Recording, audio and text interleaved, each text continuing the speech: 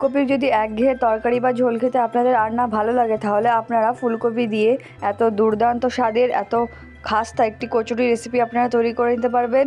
তো কিভাবে কি আপনারা পুরো কচুরিটা তৈরি করবেন, তো পুরো ভিডিওটা স্কিপ না করে দেখতে থাকুন।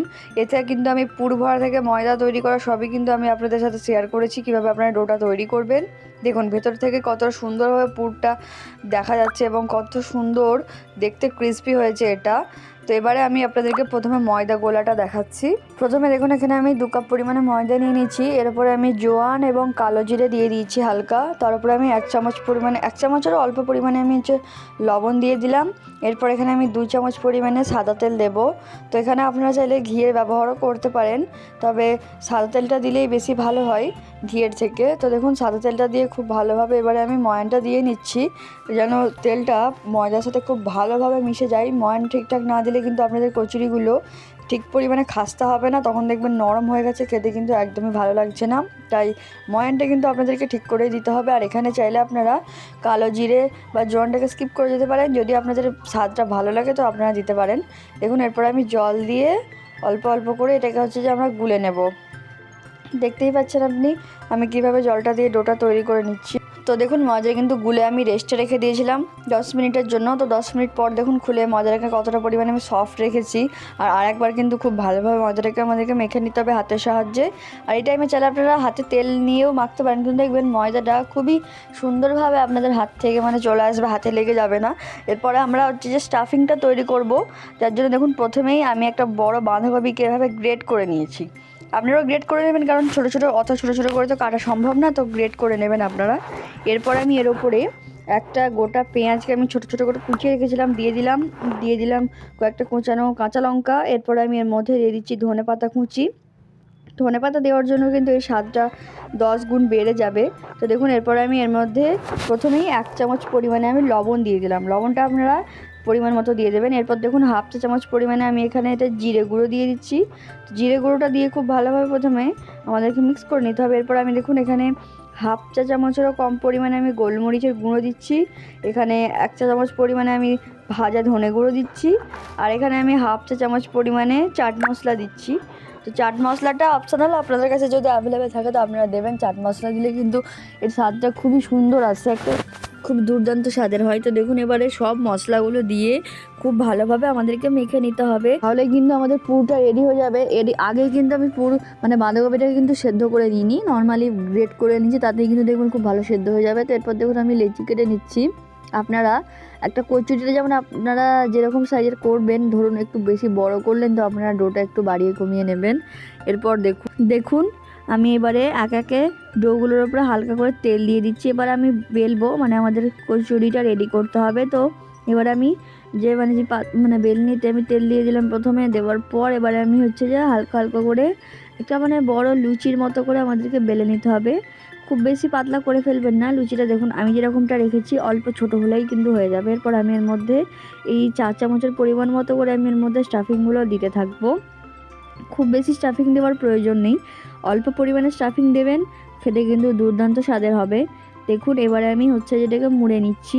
দেখতেই পাচ্ছেন আপনারা, স্টাফিংটা দেওয়ার পর স্টাফিংটাকে চারিদিক থেকে আমাদেরকে লক করে দিতে হবে এভাবে। যদি আপনারা ছেড়ে দেন খোলা, তাহলে দেখবেন তেলেতে দেওয়ার সময় সব স্টাফিংটা বেরিয়ে যাবে। তো দেখুন আমাদের কিন্তু একটাই পুর ভরা হয়ে গেল।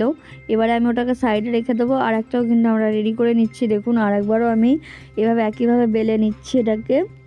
দেখুন খুব পাতলা করবেন না, আবার খুব বেশি মোটাও রেখে দেবেন না, মিডিয়ামেতে আপনারা একটু বড় করে বেলে নেওয়ার পর এর মধ্যে আপনারা পুর দিয়ে দেবেন। পুর দেওয়ার পর এটাকে এবারে হাতের সাহায্যে চারিদিক থেকে আমাদেরকে পুরটাকে লক করে দিতে হবে।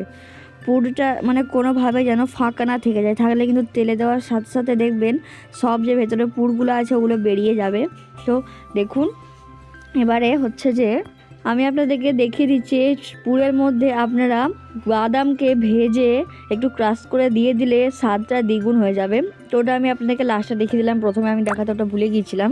দেখুন এরপরে আমি আরেকটাও একইভাবে স্টাফিংটা রেডি করে নিচ্ছি। তো বাদামটা আপনারা মানে হালকা করে কড়াইতে রোস্ট করে নেওয়ার পর খুব বেশি ক্রাশ করবেন না, যেন একটু গোটা গোটা থাকে, তবে মুখে লাগবে।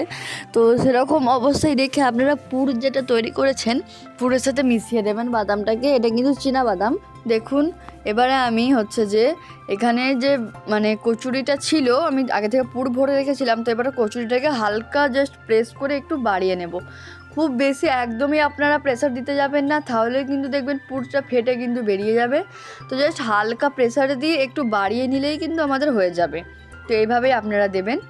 এরপর দেখুন এবার আমি হচ্ছে যে এর মধ্যে কড়াইয়ের তেলের মধ্যে আমি দিয়ে দিচ্ছি। তেলটা কিন্তু আপনারা অবশ্যই একদমই কম আঁচে রাখবেন, লো ফ্লেমে রাখবেন, তাহলেই কিন্তু আপনাদের ভেতরের পুরটা সেদ্ধ হবে। যদি ভেতরের পুরটা আপনারা সেদ্ধ না করেন তাহলে কিন্তু মানে যদি হাই ফ্লেমে দিয়ে রাখেন তাহলে ভেতরের পুরটা সেদ্ধ হবে না, আর ভেতরটা কাঁচা থেকে যাবে, খেতে কিন্তু একদমই ভালো লাগবে না। তো এই পুরো কচুরিটাই কিন্তু আমাদেরকে প্রায় 5 থেকে 6 মিনিট তেলে দেওয়ার, মিডিয়াম একদম লোতে রাখতে হবে, মিডিয়াম টু লোতে রাখবেন আপনারা। যখন দেখবেন যে 5 থেকে 6 মিনিট হয়ে গেছে তারপরে হাই ফ্লেমে দিয়ে লাল করে তুলে নেবেন, তাহলে কিন্তু হয়ে যাবে। দেখুন এবারে আমি একে একে উল্টে নিচ্ছি এটাকে। একটা পিঠ হওয়ার পর কিন্তু আপনারা ওপর থেকে মানে হাতা বা যেটা ছান্তাতে আপনারা যাতে করেই করবেন তেলটাকে ওপর থেকে চিড়ি দিতে থাকবেন, তাহলে কিন্তু দেখবেন ওপরের সাথে সাথে মানে নিচের সাথে সাথে ওপরটাও কিন্তু খুব ভালোভাবেই আপনাদের ফ্রাই হবে। তো আমি যেভাবে তেলটা ছিটিয়ে দিচ্ছি আপনারাও চেষ্টা করবেন ওইভাবেই ছিটিয়ে দেওয়ার। তো দেখুন আপনারা আরেকটু শেপটা চাইলে বড় বড় দিতে পারেন, কিন্তু বেশি বড় করতে গেলে কিন্তু এটা ফেটে মানে সব পুরগুলো বেরিয়ে যাবে। দেখুন আমার কিন্তু প্রায় হয়ে গেছে। আমি এবার এটাকে হাই ফ্লেমে দিয়ে লাল করে নিচ্ছি। এবার আমি হচ্ছে যে এগুলো একে একে তুলে নিচ্ছি। দেখুন এটা কিন্তু আপনারা তেলটা একবারেই ঝরিয়ে তোলার চেষ্টা করবেন, তেল রাখবেন না, তাহলে কিন্তু দেখবেন খেতে ভালো লাগবে না অতটা। তো দেখুন আমি এবারে ননস্টিকের প্যানেতে ভাজছি বলে আমার তেলটা অল্প লেগেছে, চাইলে আপনারা এটাকে ডুবো তেলেও ভাজতে পারেন। তো দেখুন আমার কিন্তু সব কচুরিগুলো রেডি, দেখতে কতটা দুর্দান্ত স্বাদের হয়েছে আপনারা শুধু একবার দেখুন। কেউ বলবে যে এটা ফুলকপি দিয়ে তৈরি কচুরিটা আর এত দুর্দান্ত স্বাদের খেতে হয়, আপনারা না তৈরি করে খেলে কল্পনা করতে পারবেন না। ভেতর থেকে যেমনই মুচমুচে, বাইরে থেকে কিন্তু তেমনই ক্রিস্পি, আর ভেতরে পুরটা কিন্তু জাস্ট অসাম। তো পুরো ভিডিওটা কেমন লাগলো অবশ্যই কমেন্ট করে